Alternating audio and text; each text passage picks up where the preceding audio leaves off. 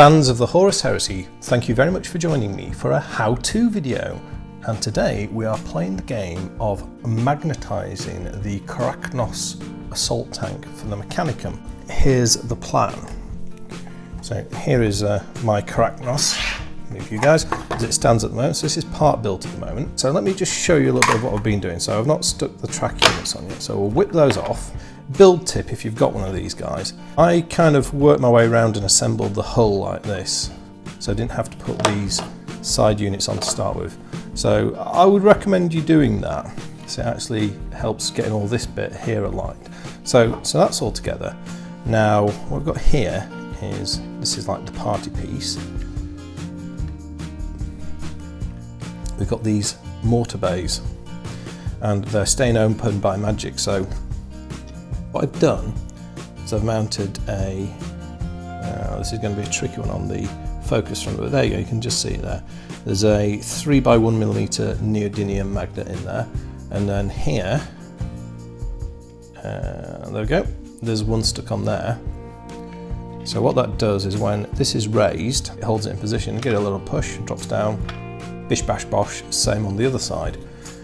So that's the first bit of magnetisation. Now, that I've done already. Now the problem is when you turn it over, those are going to drop out. So what we're going to do in terms of fitting magnets is put a little magnet in there. Let me find my magnets, which I did. Oh, there we go. Of course, they've attached to the nearest metallic tool, right? So I've got a stack of magnets here. So these are 3x2mm neodymium N52 grade magnets, and these are 1x3mm N35 grade, so they're slightly lower strength. And these tiny little chaps, if I don't drop it on the floor at least, are 2x1 N52 grade.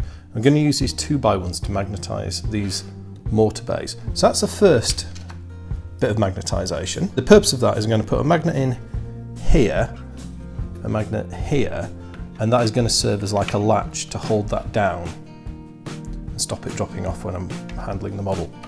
So that's job one.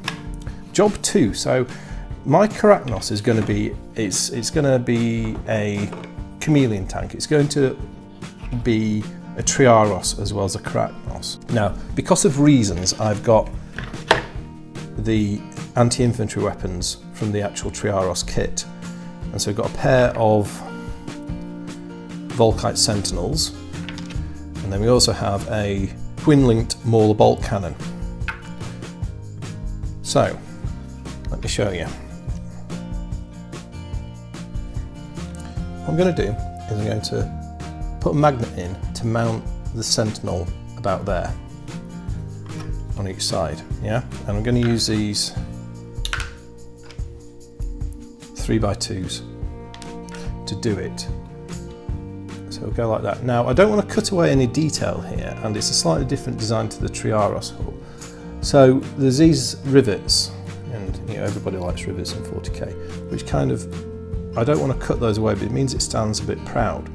So how I'm going to do this is I'm going to drill the one magnet in here, and I'm going to recess it, and I'm going to fill it over, and then I'm going to mount another magnet in the Sentinel, but I'm going to let it stand maybe 0.5 millimeter proud. So that will then clip on here, and they're pretty strong magnets, those N52 3x2s, and that should nicely hold that there.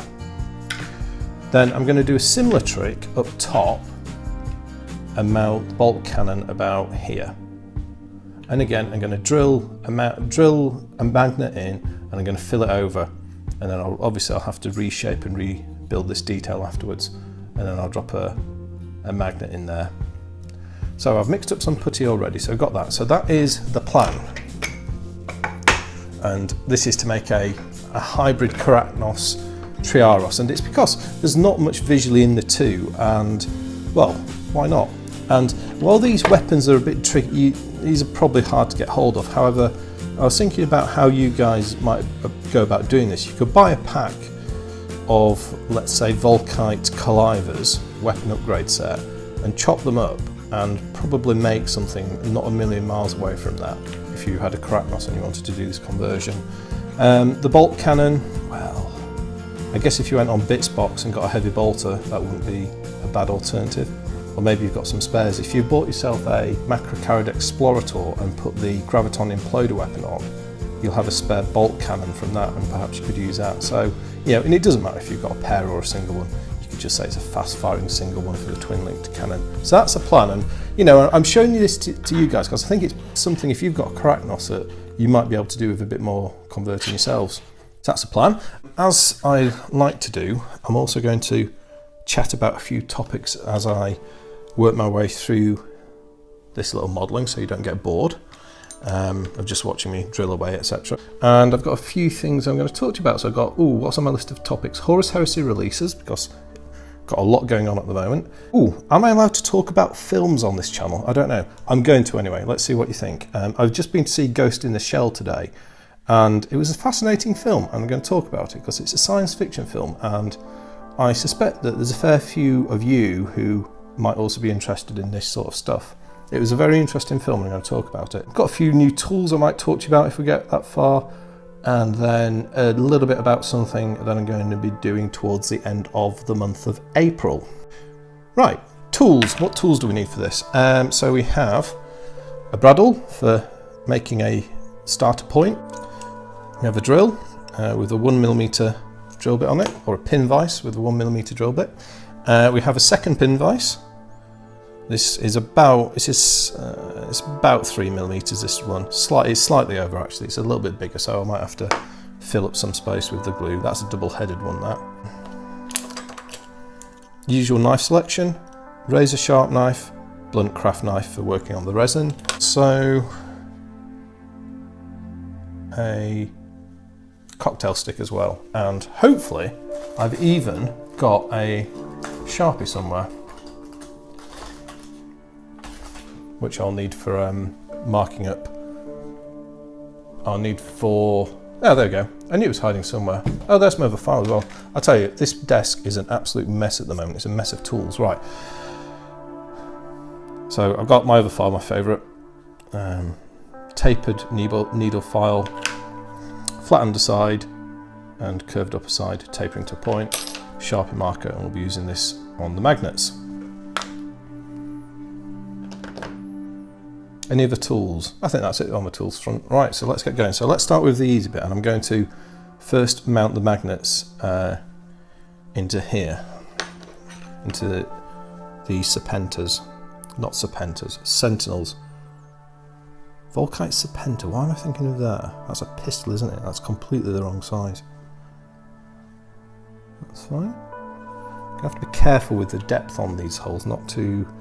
Oh, that's already actually got a fairly decent hole. So that means the other one should have had a hole, it's just the casting, the mould was broken. Oh, that makes that a bit easier. So putting these little guys in. So it's going to have to be quite shallow. Let me start with this one. I'll start with a guide hole. So when you're drilling holes into resin for mounting stuff, it's quite often useful to, if you're doing got a big drill bit, it's quite often useful to start on a smaller diameter drill for the purposes of an easier locating of the initial hole. So got a nice little guide hole, and then I'm going to go in with the, I think this is actually, is this a 1/8 inch drill? Might be a 1/8 inch, it might be an imperial measure. It's a great thing about being a Brit. Just interchangeable between imperial and metric all the time. It's like in all things in life, you know. Why restrict yourself to use one system? They're both, I always find they're both useful in their own regard. I like metric for anything scientific, and you know, I come from a scientific background in terms of what I studied at university. But I always find if I'm doing DIY, that it's much easier to measure things in inches. Just because of a slightly larger unit of measure just cuts out some of the faff I find. Anyway, right, so that's a little bit on the units of measure. Right, Horus Heresy releases. What have we got coming up? So it is a thing, there's a lot going on in the Horus Heresy world at the moment with releases. And we've had obviously this Mechanicum tank, various bits of the Custodian Guard, and we've got some more exciting ones coming out. Well, with some recent exciting ones is the Moritat. So the Moritat has been released, and we've got a Moritat with a pair of plasma pistols, and the Moritat with a pair of Volkite Serpentas. So you've got kind of like what I might call the classic option and the safe option there. But really cool models, they look great. They've taken ages to get them out. It's well over a year that I first saw those models previewed. I don't know if they bumped them down the priority list, probably so, because we've not yet seen the Atomantic Pavis for the Radio Dreadnought yet.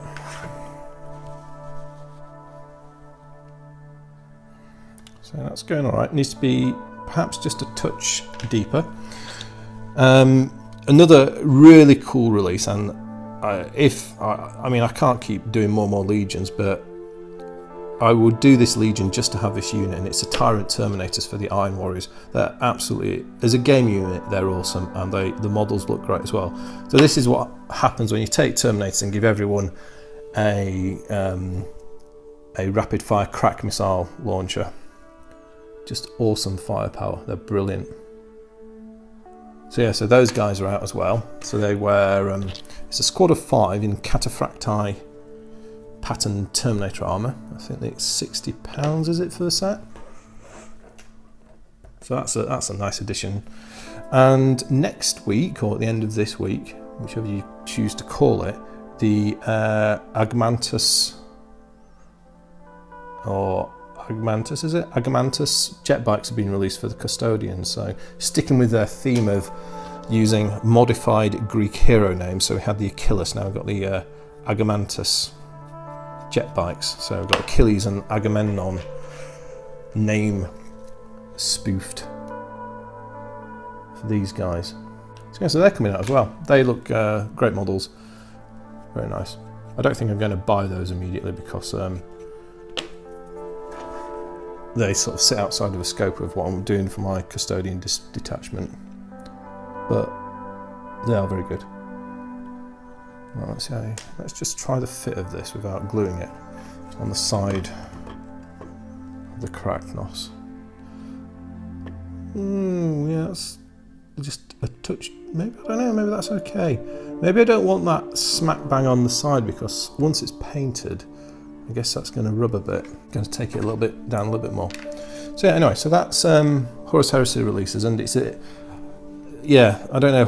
Forge World, I think, seemed to have been very busy over Christmas and the first few months of this year getting stuff ready, because we're now starting to see loads of models each week, or every few weeks get released. So it's they're stepping up the release schedule at the moment for the Inferno stuff, and I'm hopeful for something exciting getting early released at Warhammer Fest at the end of May. There's two things I'd like to see, or two things on my dream list. The first would be the Charon pattern Acquisitor for the Sisters of Silence, which I really like and definitely want 2 of. And then the second thing would be the alternate weapon turret for the Caladius Grav tank, which looks pretty awesome as well. So yeah, there's a couple of but an exciting time in the Heresy for new releases, without a shadow of a doubt. There's loads of stuff making an appearance, and I wonder when we're going to see those nice Mechanicum, well, those not Mechanicum, the Thousand Suns Battle Automata. That's another one. Right, I'm pretty happy with that now. I think that's about the right depth. Yeah. So let's bob some glue in.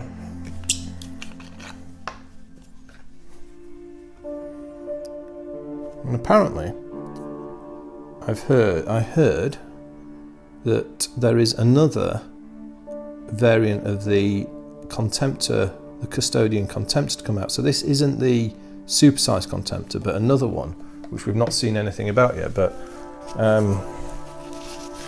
guy I have heard, I have that on a good authority. I have no idea what it's armed with, but I have it on good authority that is in the works as well.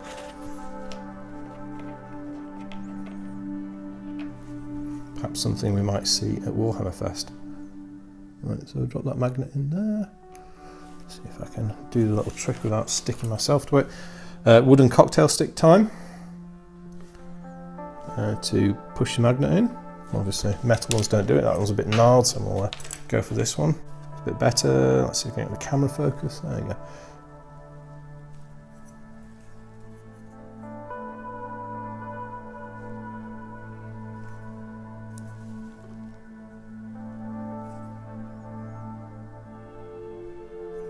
Not quite level yet. So what I'm trying to do, I'm going to try and do this on camera, so this could end horribly. I've not got my accelerant to hand, so I'm going to have to get it leveled without cheating, so to speak. That's all right. So that's that one done. So let's go on to the next one and let that set. Right, Ghost in the Shell. Yeah, films. I don't know if I'm allowed to talk about films on this channel, but you know, I'm going to anyway, because it was an interesting film. So, Ghost in the Shell. Right. So I've been and seen this today. I saw it in 3D, which, to be honest, I'm not a big fan of 3D. There's one film I've seen that really worked for me in 3D, and that was the first 3D release in the modern iteration, which was Avatar. That's brilliant. That was a real amazing experience in 3D. But stuff that's followed since, I've seen some okay ones. Stuff like Prometheus just didn't really do much with the 3D effects, you know, and various other ones as well. I've seen a fair few, but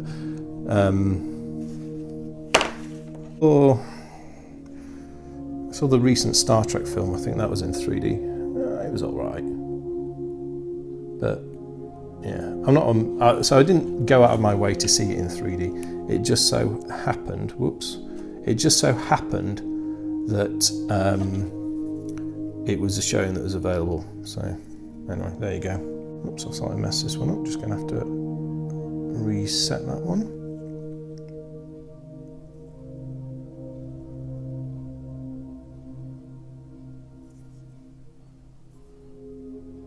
I was hoping that would have set, but not quite. Actually, to be honest, I don't have to worry about the polarities because these are unique. This is the same, so let's put a bit more. So, now this film, I don't tend to read. I don't like watching trailers for films these days. I watched the trailer for Alien Covenant and I annoyed the hell out of myself because it just gives too much away. Alien Covenant is a film I'm very excited to see, but it's just like, did I have to give so much away in these darn trailers? So I've been purposefully avoiding trailers and also reading the reviews of film critics because, well, yeah, I've got mixed opinions on film critics. I did watch Comic Book Girl 19's roundup of it. She didn't give much away, though she wasn't overly keen on it. But anyway, I went and saw it, and I actually really enjoyed this film. I thought it was a brilliant film. Now, important note, I have not watched Ghost in the Shell, the anime, so I haven't got any preconceptions about what this story is or should be like. So I guess I come at it from a particular perspective, and I can appreciate that maybe if I had seen the anime, I might view it a bit more critically, as a lot of the, well, fans and critics do. However, that is a perspective I have, so bear that in mind. But I thought this was a fantastic film, and I'm going to tell you a few. And I thought it was a fantastic film because it was a film that had a lot of CGI, but it used the CGI to good effect and for good reason. There's nothing I hate more than 3D fire or computer-generated fire effects, of which was a little bit of, say, in Mad Max Fury Road, which it always looks cheap and tacky. However, when you use the CGI to create a futuristic representation of Hong Kong in this amazing, sprawling, bloated metropolis, then it really adds something. That blew me away, that did. And it was a bit like, obviously, the classic Blade Runner film by Ridley Scott, or directed by Ridley Scott, in terms of an amazing representation of a not that far future society. So yeah, that blew me away about it. That was really well executed, really, really well executed.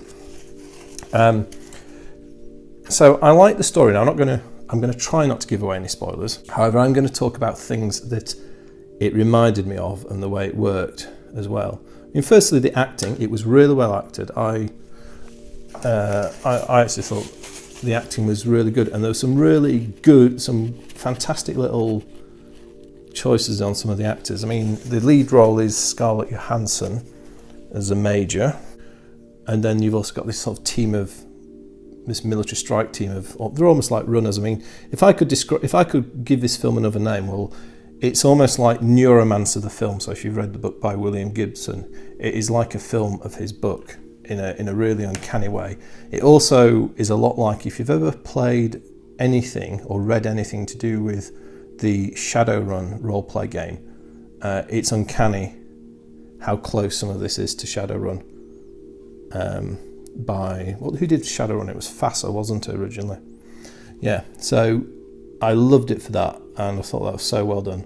So yeah, Scarlett Johansson was excellent in the lead role. There was one casting choice that I really liked, which was the role of, can't remember what it's called now, but kind of like the Japanese chap who was the older leader of the strike team. That was played by an actor called Takashi Kitano, and I recognised him from a Yakuza film I saw back in the 90s called Sonatine, which was a really cool film, quite art house. But I recognised him from that, so it was good. It was great to see him crop up in this as a very cool character as well.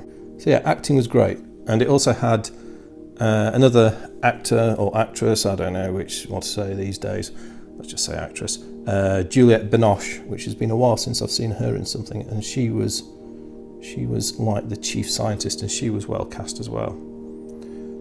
So yeah, casting choices were good, acting was good. It wasn't overacted, it wasn't underacted, it was spot on for me.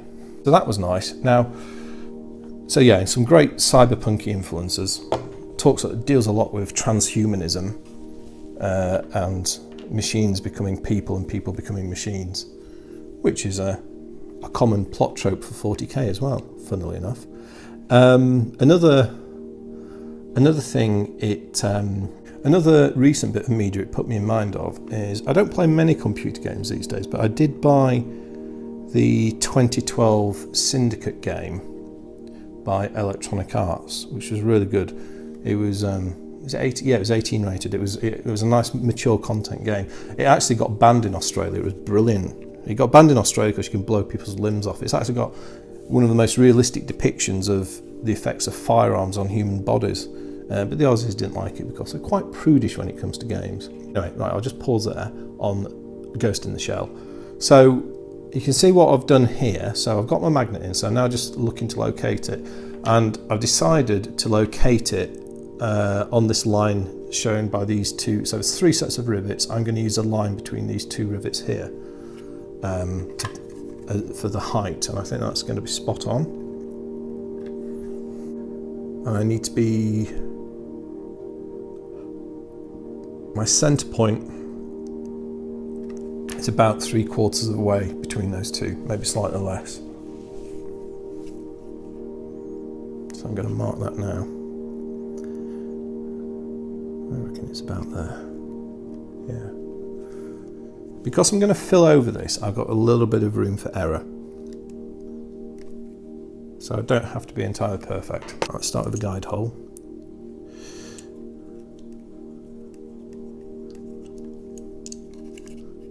Right, Ghost in the Shell themes. There were lots of themes from films that I really like.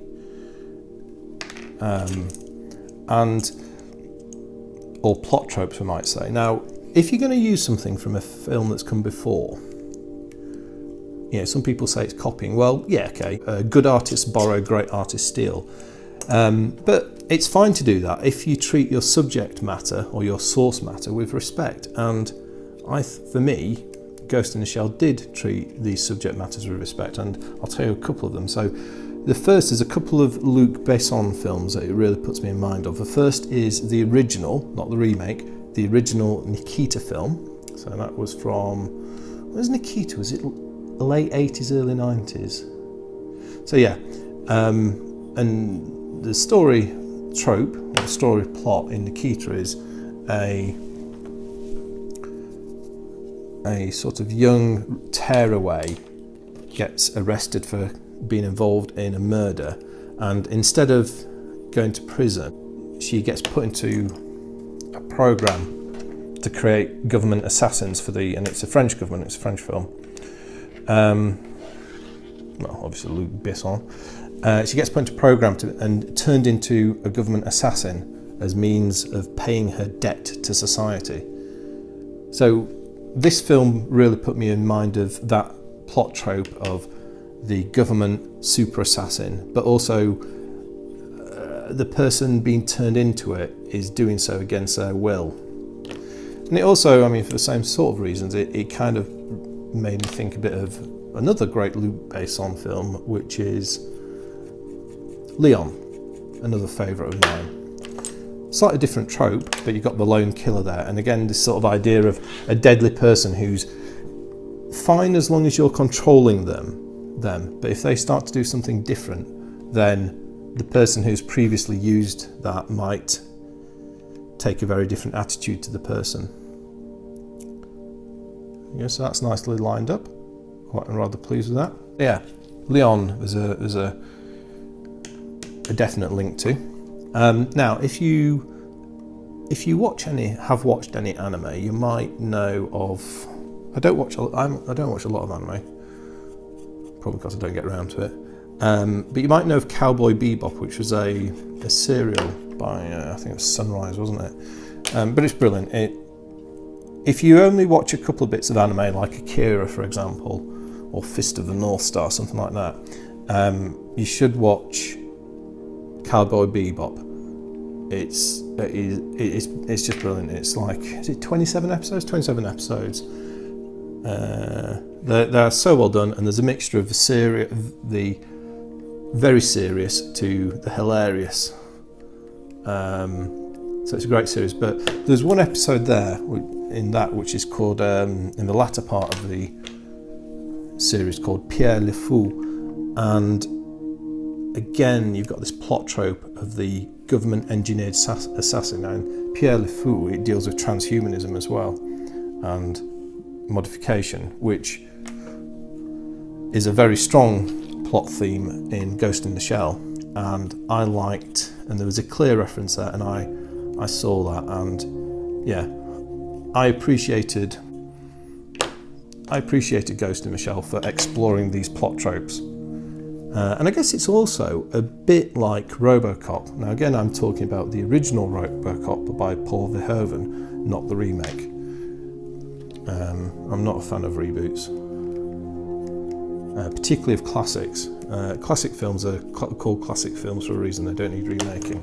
If you've never watched the original RoboCop, and I know some of you guys are from a younger generation, to the old fossils like me, but if you have seen the new RoboCop and you're old enough to watch the original ones, it is 18 certified, I would highly recommend doing it. It's a great film, fantastic political satire, and it's as relevant now as it was back then. But Ghost in the Shell touches on some of the same tropes there, in terms of someone who has their body substantially altered, somewhat against their will, and turned into a killer, and then starts to come to terms with the effect of recovering their identity as their original self. There you go, that's looking nice now. So needs to go a little bit deeper. Oops, shouldn't do that. These are all right, so they're not too big. Bigger magnets, you shouldn't let them snap together like that, because there's enough force for them to smash and shatter. These small ones tend to be all right. A little bit deeper, and then I think that's there. Yeah, so I was actually really pleased with watching Ghost in the Shell. I really enjoyed it, and it's one of the films I've seen recently that I have most enjoyed. I don't think I've had so much fun since I saw, let's see, what else have I seen that I really enjoyed recently? Possibly Hardcore Henry. That was I saw that in 3D. By God, that was. If you've not seen Hardcore Henry, you should watch that. It's an absolutely insane film. I saw it in 3D, and I came out. Me and my mate came out of the cinema, and we were just kind of like we were dazed from watching the sheer pace and violence of this film for an hour and a half. It's a live-action first-person shooter film. I'll say no more than that. It's brilliant.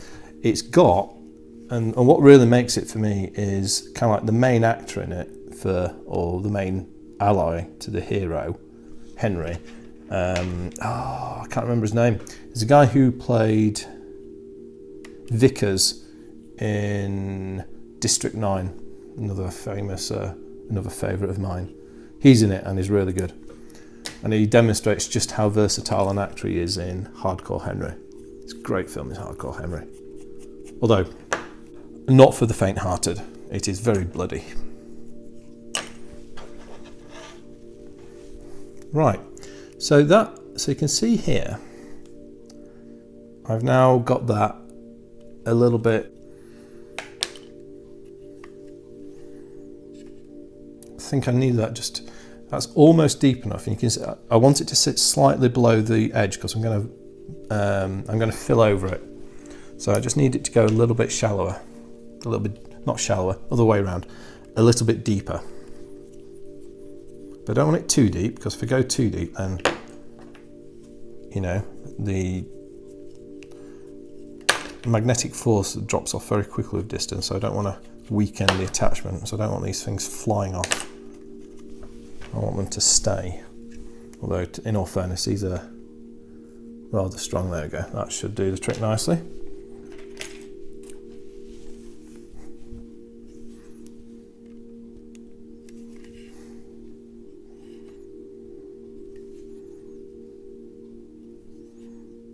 Yeah, spot on. Right, so we just need to mark up.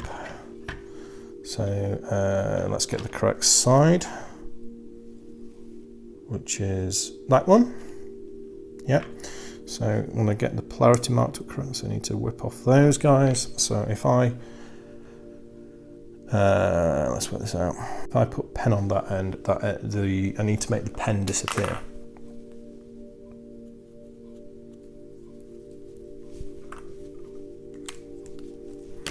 Just have a quick sip of tea, chaps. Right.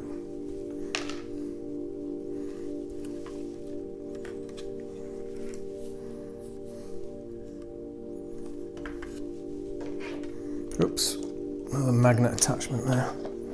One of these days I might end up having to buy a degaussing tool. I'm sure I'm going to end up with magnetised tools at this rate.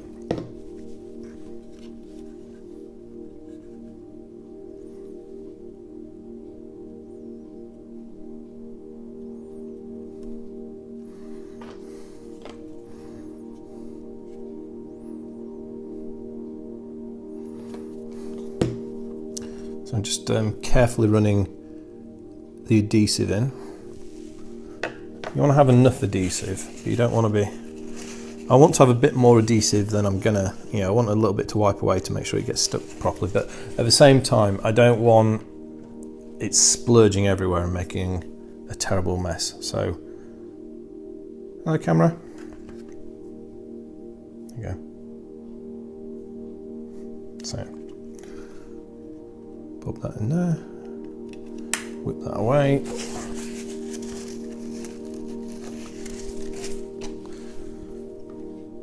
So I need to make sure that's pressed in firmly.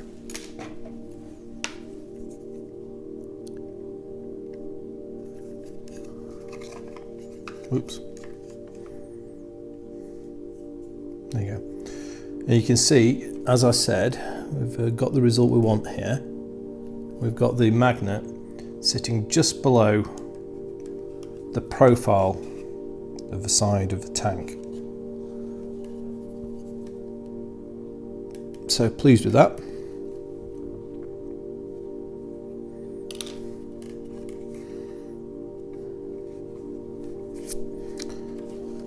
better leave that to dry. So now I'm going to take these mortar racks out. Great looking tent this is. This is fantastic. This is possibly my favourite Forge World tank yet. I love it. I think it's just brilliant. Of course, this is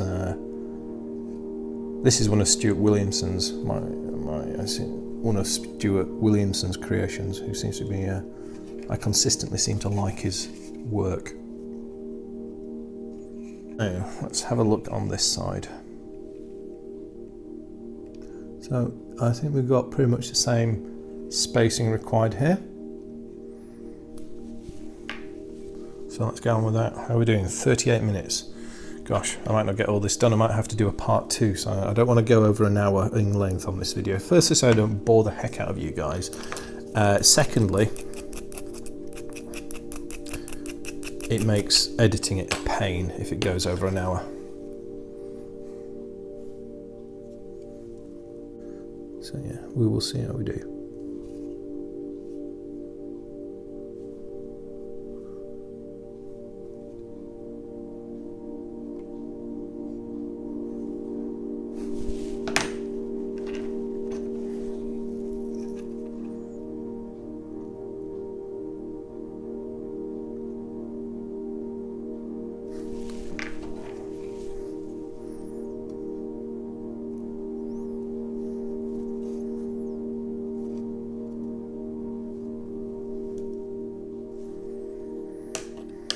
Okay, happy with that. Let's do a guide hole again.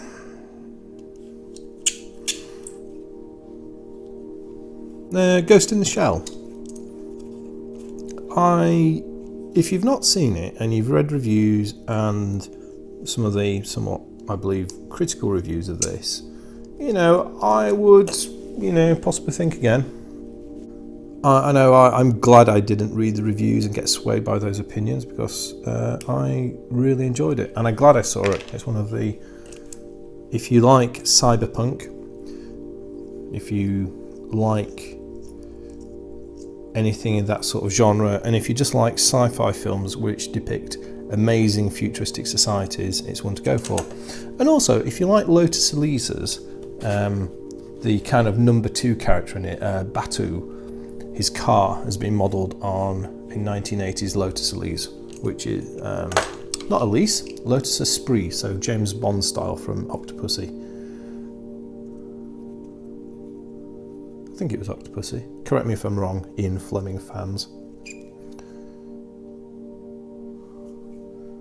But yeah, so that was, I love that. I saw that design cue straight away and I thought, yeah, I like this. Good. Right, so magnets. Oh gosh, nearly there already. I guess once you've done one of these, you get you know what you're doing, and it's quicker to do number 2. But yeah, so yeah, that's Ghost in the Shell. A little bit of film talk there. It's going to be a good year for sci-fi films. Obviously, we've got Alien Covenant, which is fascinating, and of course everyone wants to go see it for that shower scene. I made the mistake of watching one trailer for it. They put the damn trailer on at the cinema today, so I had to watch it again, but I've managed to avoid watching any more trailers, and I don't want to watch any more trailers. I watched all the trailers for Prometheus before that came out, and it kind of, in retrospect, I wish I hadn't, because there's too many spoilers for the story, so I'm staying clear this time. Right, that's good. And then, I can't remember, what's the other one called? I think it's based on a French comic, so it's by the guy who did The Fifth Element. Was that based on as well? I can't remember. But yeah, the guy who did The Fifth Element is doing another take on a sci-fi French comic and turn it into a film. You may well have seen the trailers. That looks brilliant. I really like The Fifth Element, and this one looks right up my street as well. So there's that, Alien Covenant. It's looking a good year for hard sci-fi films. I just hope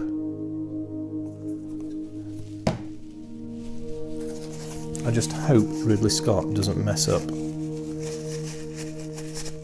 Alien Covenant. I've seen an interview with him, and I know what he wants to address with this film, which is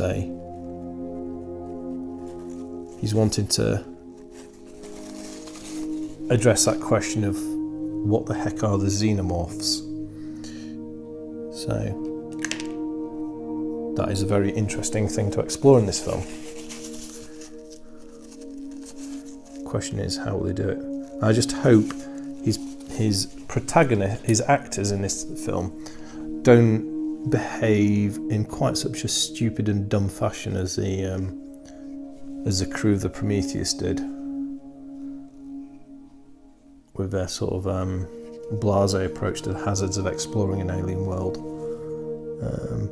which kind of did get in, for me, and this is my personal opinion, did get in the way of suspension of disbelief a bit around that. There you go. That's 2 and so. That one's sitting just a little bit lower than the other one, but it's still, that's perfectly acceptable. Right, that one there should be set, so moment of truth. Let's try fit the Volkite Sentinel. There we go. Perfect. Well, looks pretty good to me. There we go. We now have a Karacnos transforming into a Triaros. There you go. There's the other one. I got a better fit on that side. To be honest, I'm just probably being a little bit fussy there. I might do a little bit of heat bending just to realign those weapons slightly.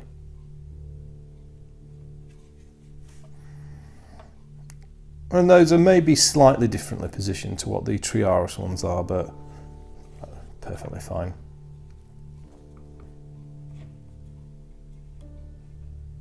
Cool. Right, so that's those done. Now let's quickly run a bit of filler over. So I mixed up some milliput earlier. Just put some filler over the top of those to get the profile smooth. Obviously, this is going to need sanding later to get a nice, good final finish.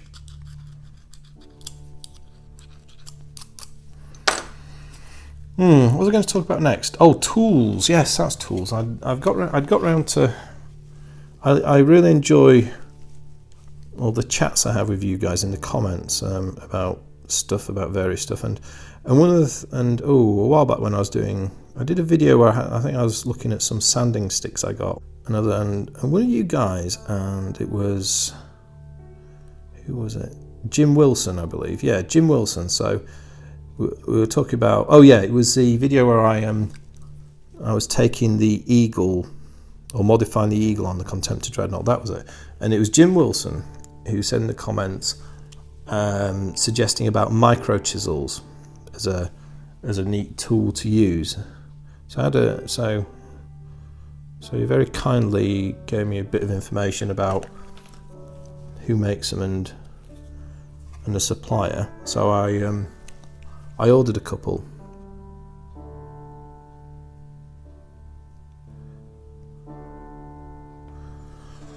A bit more. I ordered a couple, and I'll show you them in a second. They're really rather neat. And it's something that had never occurred to me to use before for resin, but I've actually been really pleased with them, and I think they're going to be a rather useful addition to the Leakycheese Forge World preparation toolkit, and they're pretty inexpensive as well. So yeah, thanks for that, Jim. I appreciate that. Let's do this one.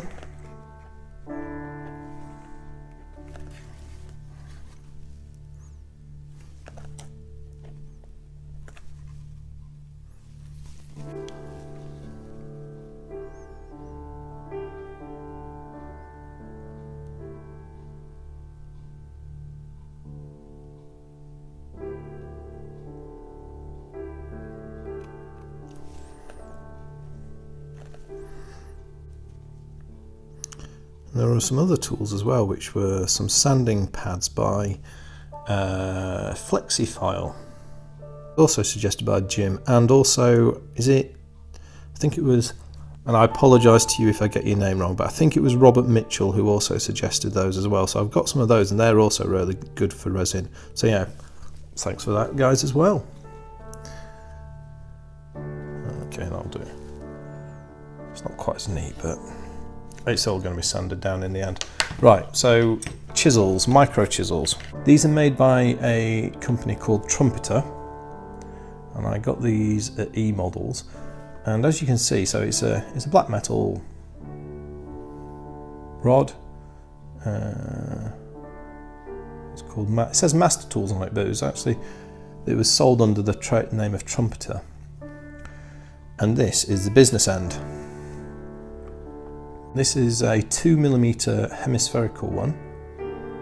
So you actually end up with an oval head, and these are very sharp. And you can use them for just manually, you don't need to tap them with anything. You just manually use them to scrape resin away. And I found them very useful for removing some of the sorts of mould slip lines that you get on Forge World kits. And then this is a 2mm square chisel as well. I'll leave a link in the description to Trumpeter, to the, I think it was E-Tools I got these from. There's some available on eBay. There's more sizes available on eBay that E-Tools had, but I got these two as a good place to start. And they were, well, they're about $4.50 a go, a couple of pounds postage, so they cost about 11 quid for the pair. Oops, sorry about the focus. And they're really nice. Really, they feel good in the hand, feel decent quality. Yeah, I can see those being really useful for prepping Forge World readies in models. Right, how long have we got left now? So it's 50 minutes. So I'm going to leave the Mauler bolt cannon because we've done a few weapons, and let's see in 10 minutes if we can do one of these dudes. Oh, flexifile. Let me quickly show you a flexifile. So here's a flexifile. This is a flexipad. I think these, I can't remember what I paid, 13 quid for a set, and you get various grades. These are a couple of them. So, and these are two I've been using a lot, fine and extra fine. You also get like a fine, coarse, and then a polishing stick. I've been using these on my Gundam suit as well. They've been very useful for the Gundam suit. But yeah, I like those. They're I had some from Flory Models originally now, and these are stiffer and shorter, and I think they're a bit more suited for resin. The ones from Flory Models, I think they've been optimised for working on the fuselage, so round fuselages of plastic models. These are more, for me, I think these are a bit more optimised for working on resin models. If they're both, I can see them, they've both got their applications. So I wouldn't necessarily say one is better than the other. It all depends what you're using it for. Because the Flory ones have got a thicker sponge section, so it means there you go, there's one of the Flory ones. It means you can be a bit more gentle with the force you're exerting. Yeah. So, for this, I'm going to use the very smallest magnets I've got, which are tiny little fellas. So these are 2x1mm, one's on the tip there, and they're N52 grade, so they're strong. Right, let's start off by mounting one in here because we've got a more restricted space here. So the theory is, now let's do this one. So that, I've got a fairly decent fit on that. Took a bit of work, as I always do. But that is a pretty square fit, so I can work off this knowing that I'm going to get a good contact. So the magnet's a couple of millimeters wide, so we need a bradawl. That's my tools bit. Talked about my tools, doing quite well here, aren't we? Yeah, I think I can mount that about central actually.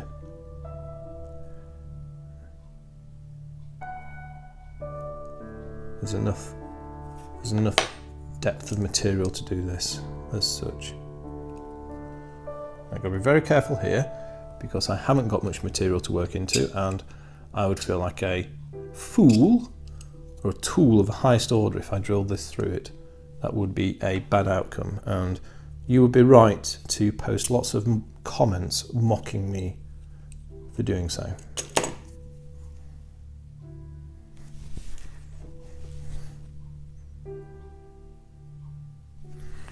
I need to go a little bit wider, so let's go a little bit wider. Sorry, as always, apologies if we lose camera focus. So I'm trying my best. Sometimes it's a bit difficult because sticking hands and stuff in front of the camera messes with the focal position. Spot on. So that needs to go just a touch deeper. So what else? So, oh yeah, I've managed to find and order, as part of my series where I've been exploring other resin models, I finally found a good comparison sci-fi tank in resin to order. So I've placed an order for that. It's not going to be available until the end of the month. So be a bit of time before I can do that for you, but that is in the works. And what else have I got on the go? I mean, I've still got the Victoria models to finish off as well. I've built about half of those. My problem is, with my time I put on the channel, I keep going off on tangents. So I did got struck by the idea to do the What Made 40K, which is fantastic, and I've loved doing that, but I found out writing a properly scripted episode and putting together the visual and cutting the final audio took a long time, because not only do you have to write it, you then have to test read it, you then have to modify it to make sure it tests it. Because what I found, what I write doesn't always read well. You end up with the syllables in the wrong place and all that sort of stuff, so you have to rewrite stuff and then you have to reread it and then you have to record it, and I had to record it a couple of times before I got my pacing right. So yeah, that took a long time to do, and it took quite a lot of channel time to put that out, and I was really pleased with the results, and I've been absolutely blown away by the number of views that's had. That's been an absolutely amazing outcome, that.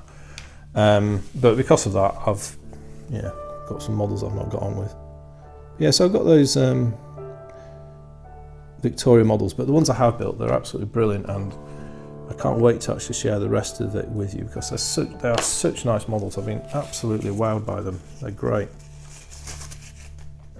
Let's drop this in. So.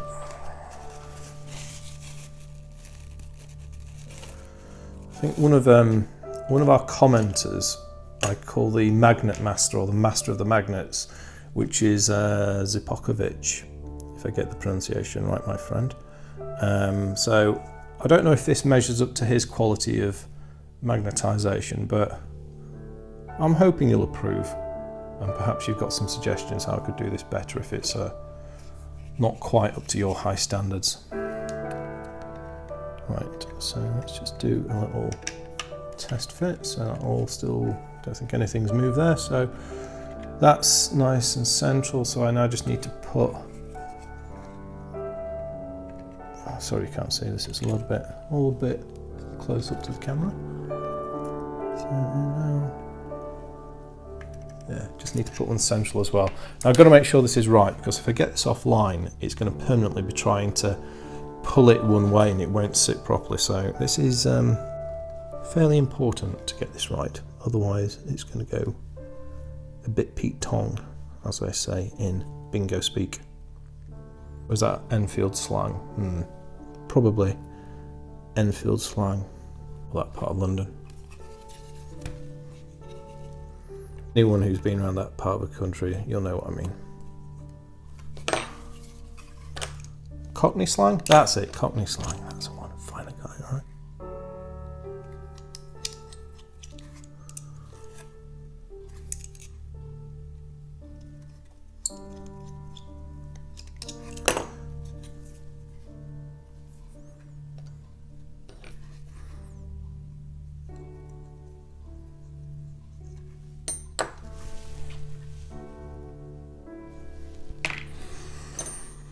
Maybe just want this slightly, just a touch on the lower side of the rim, just a touch. Make sure it's true as well.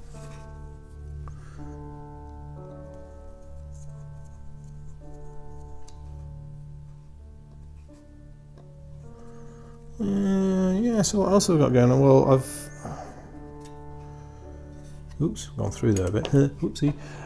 No, that doesn't mean you can mock me because I can hide this. So no mocking comments that I went through there a bit, okay? Of course I'm going to get mocked to heck now. Yeah, so that's kind of like what I've got on the plan. I mean, I'm busy writing the second episode of What Made 40k. I keep coming back to that and writing a bit more on the script. I wrote it once and then I've kind of gone back and I'm rewriting the second half of it because I wasn't entirely happy with how it worked out. So that's shaping up better now. That's working out better now. So yeah, I'm on with that. So I know loads of you guys and girls have been enjoying What Made 40k, and I'm very grateful to all the kind comments I've had around that. And you know, it's been by far and away the most viewed video I've ever done on channel Leakycheese. So yeah, I appreciate that that is popular. But likewise, it's like the old Grolsch advert. I'm not going to rush it when it's ready. Because with something like that, for me, the quality has got to be good. I'd rather not do it than make a half-assed job of it, to use a figure of speech there. Sorry about all those fingers and blurry camera there, because it was all getting a little bit emotional putting that one in. There we go.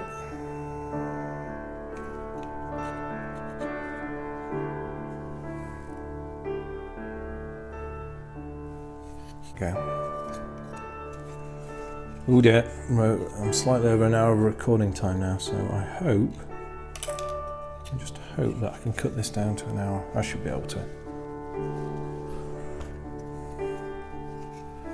There you go, so I've got the magnet in there, magnet in there.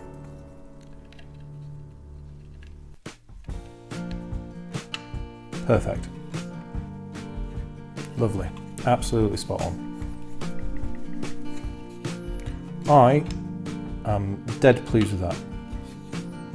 Cool, well, there you have it. So what we've got, we magnetise the Volkite Sentinels, so they mount on the side of the Triaros, and we've also magnetised the door, or the bay, to the rad mortars. So yeah, so I'm going to do the bolt cannon in my own time, so I think it's exactly the same principle as what I've done on these guys. If anything, it's a bit easier, so these are the harder ones to do, yeah. And then I'll do the second one of those. Just checking that again, yeah, that works really well. Second one of those later. Anyway, so I'm going to call it a day at that. I hope you've enjoyed watching this. Let me know what you think about all the things I've discussed. Any questions or comments, please leave them down in the section as usual. But thank you very much for watching. I will speak to you next time, and goodbye.